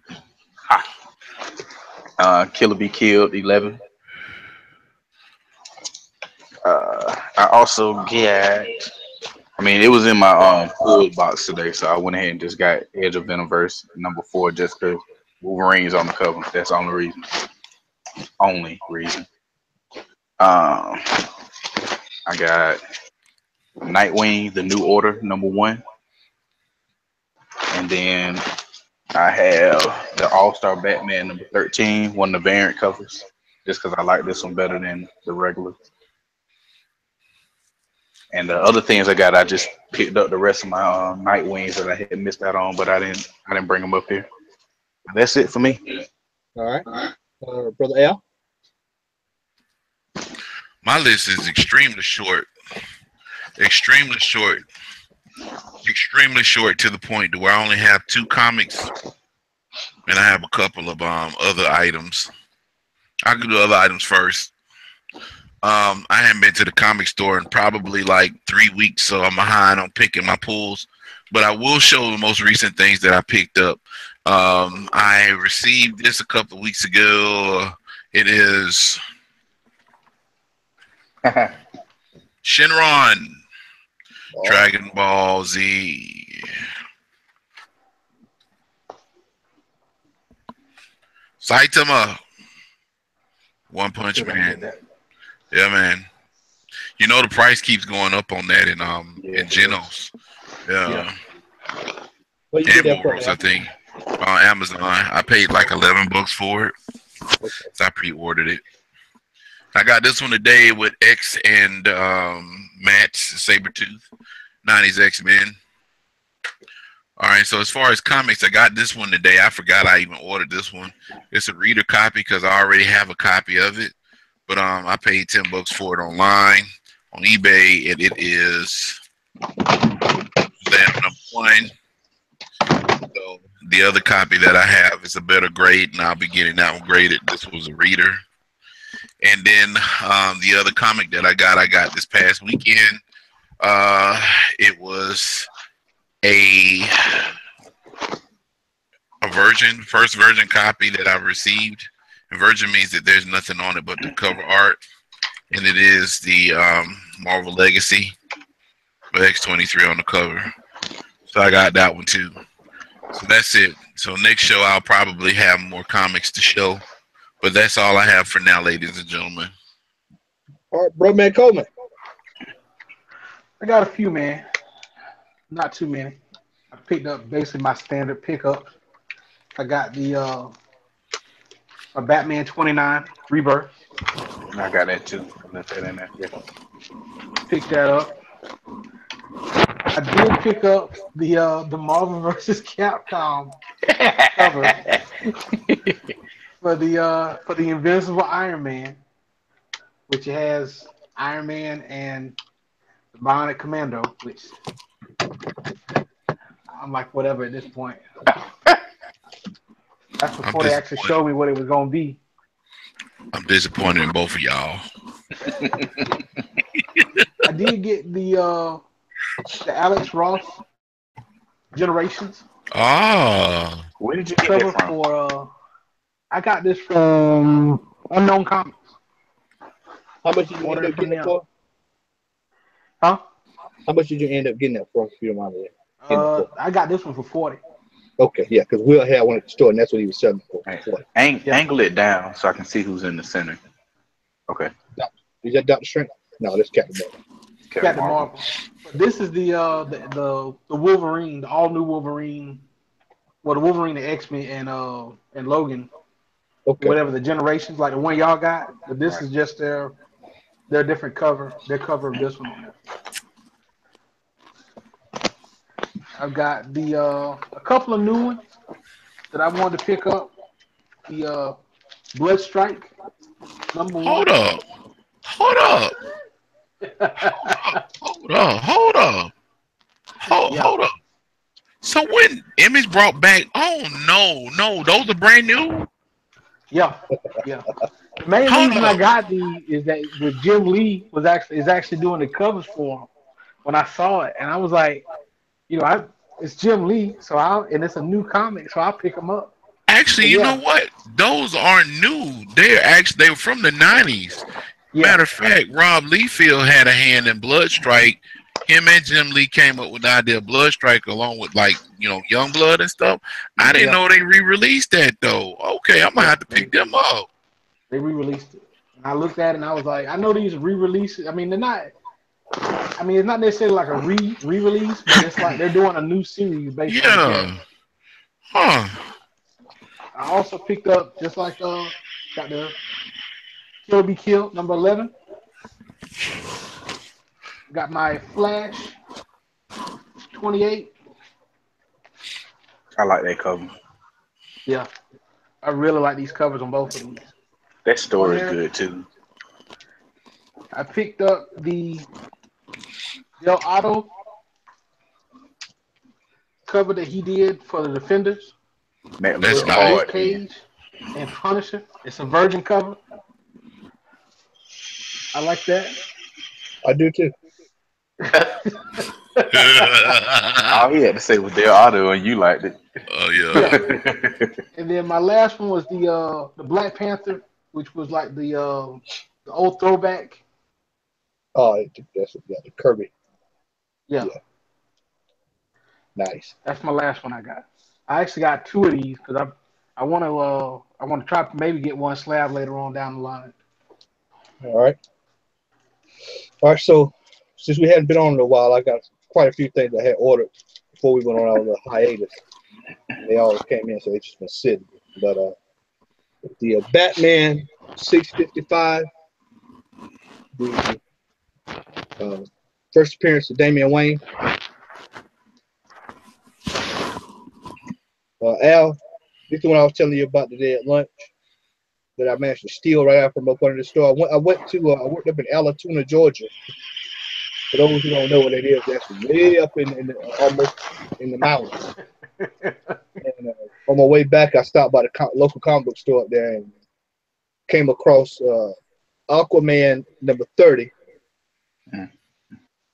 And that was one of my steals of the weekend. He dead? Yeah, this is a few. This is a few ago. I say he in the slump. Might laid him out.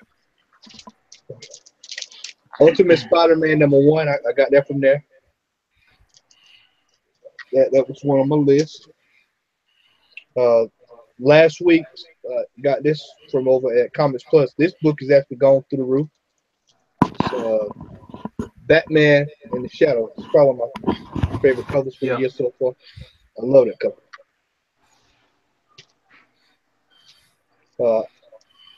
They had while I was at Dr. No's this weekend, I saw Master Giant King Size Annual Master of Kung Fu #1. I got this for $7. You know they're coming out with another run of those now. Yeah, King Size Annual. I noticed that. Ricky and Morty Pocket Like You Stole It #1. That's what it say for real? Yeah. Pocket Like You Stole It. Also, I have my X-23 All New Wolverine Generations variant. Thrilio cover. And I kind of started doing this, man. And for those who are specking, this is something that you could do. You try to pick up a little bit of these Ultimate covers, man. these number ones. I got Ultimate Iron Man number 1. And I got this for like $4. I mean, so that and TC's gonna laugh when I say this, man. You know, Midtown. Let me say something. Finally, they finally came through. Midtown Comics. Let me tell y'all, man. If y'all watching, anybody 3 listening in the years storage later. room, whatever,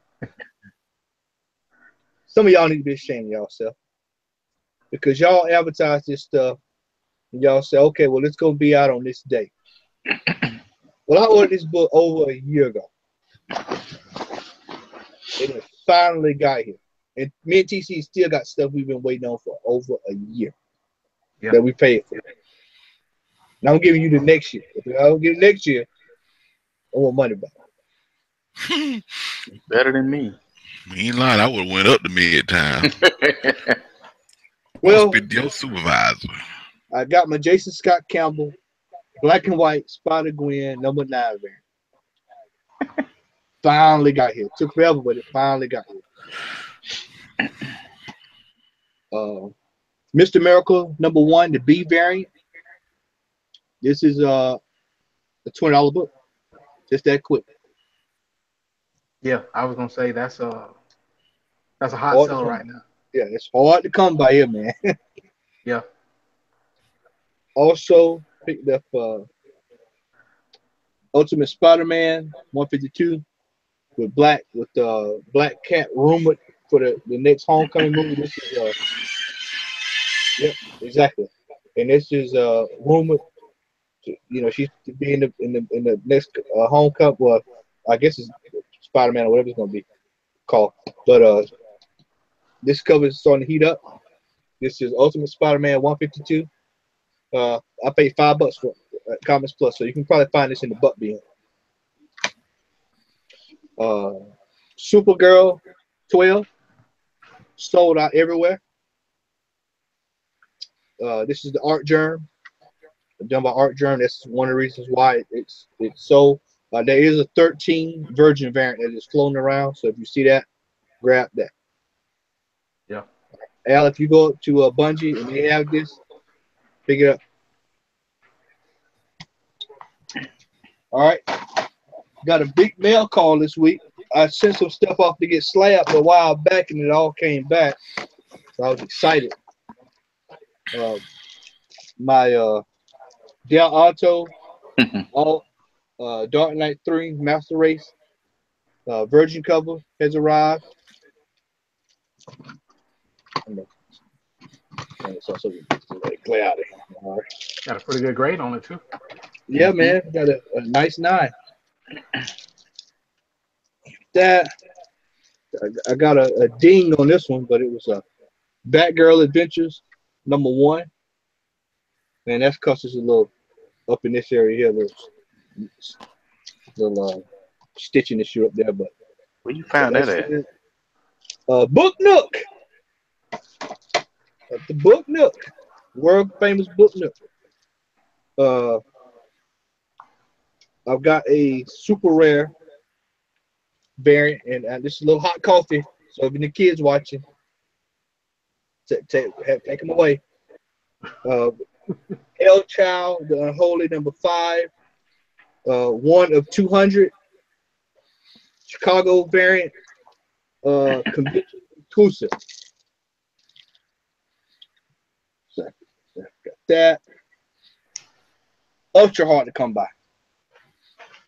And I caught mine. Somebody just happened to have them up on eBay for $20. So I went ahead and I got it while I could.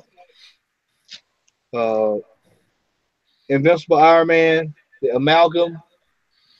You know, I have yet. You know, has anybody seen these on eBay? Have you seen these on eBay? I've seen them on eBay. Yeah. Are they still going for pretty high prices? Yeah. Because the only way you can actually get them before, I don't know if she still got them available, is exclusive out of her shop. That's where I got mine at. All right, a little bit more hot coffee.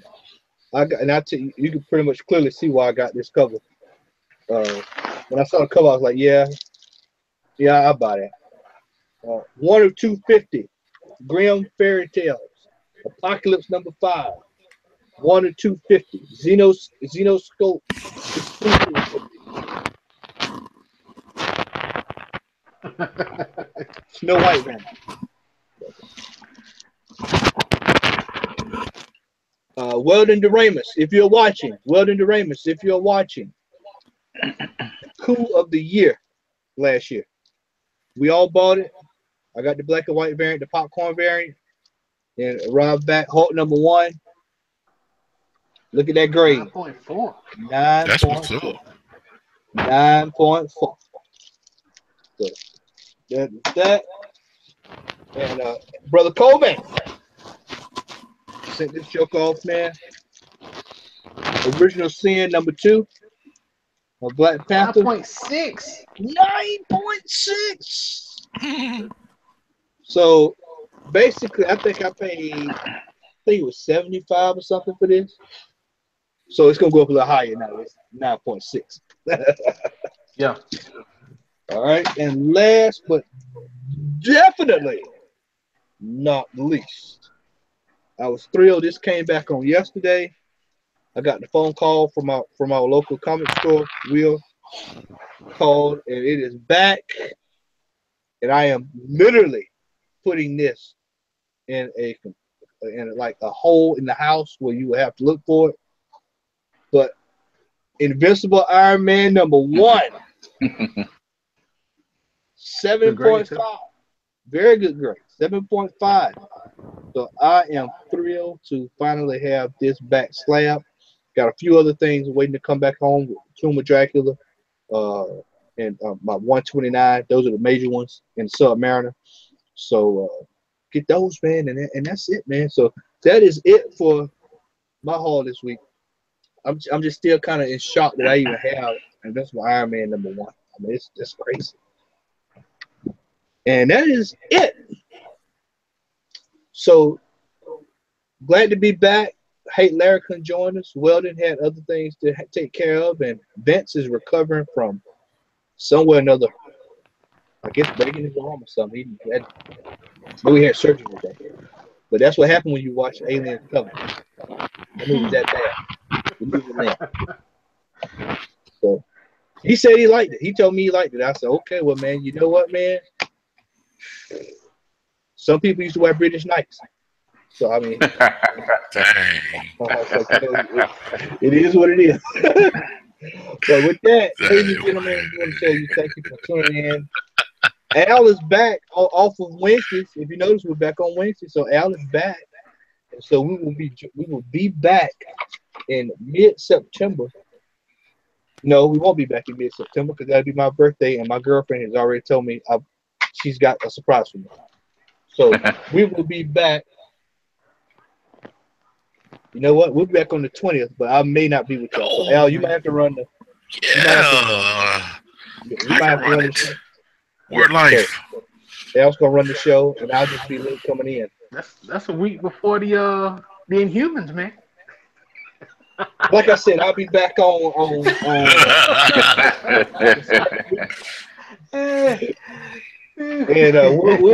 we'll have trust me, we'll have our thoughts on that because I'll probably watch the first episode. I'll give it the You going to the IMAX? Flash Food. Yeah. Flash food. Celine Supreme. Yeah. No, I'll give it the what's that movie, that show that just came on FX last year? Legion. Legion. I give it the Legion treatment. So that's that. Ladies and gentlemen, thank you for watching tonight. We appreciate you. For Antonio Coleman, Al Rainey, Xavier Randall, Larry, and everybody else in the crew. Comment Hall round table and discussion. We are back in effect. Thanks for watching. Make sure you share this with a friend.